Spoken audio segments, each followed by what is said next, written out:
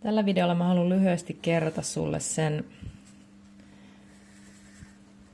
ihon testaamisen ja ihon kerrosten syvyydet.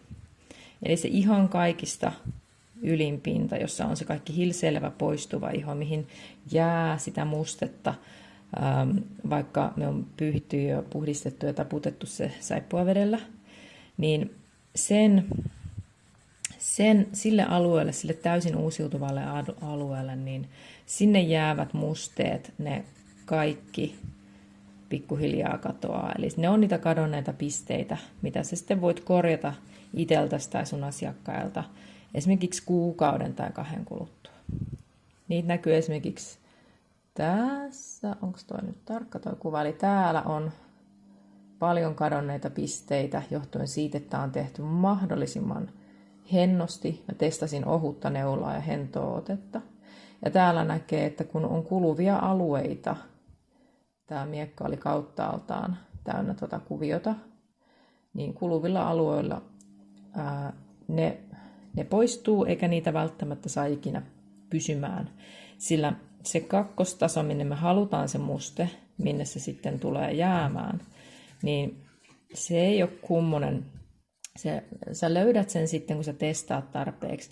Ja riippuen just sijainnista, esimerkiksi tässä kohtaa pääsee varmasti tosi nopeasti liian syvälle, kun se vaan plop tippuu tuonne tyhjyyteen se neula. Kun sitten taas ajattelee vaikka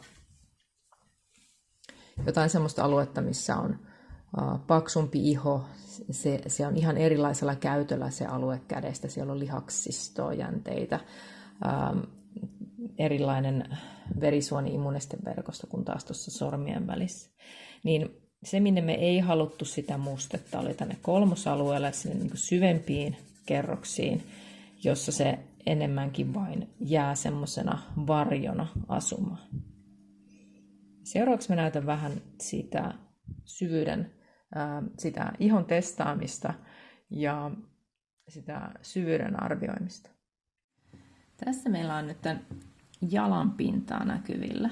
Ja jos sitä painelee neulalla ihan vain venyttämättä, niin iho joustelee mukana, eikä lähde mukaan, ei salli niinkään päästä neuloja läpi.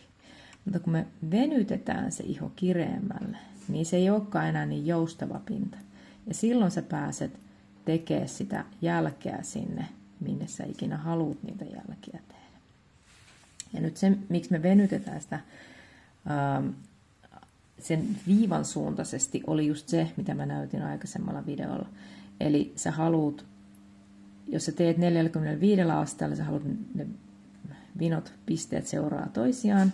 Mutta sitten taas, jos sä teet ihan vain 90, että sä haluat tehdä vaan varjostusta, niin silloin se venytetty iho edelleenkin sallii paljon paremmin sen läpäisyn.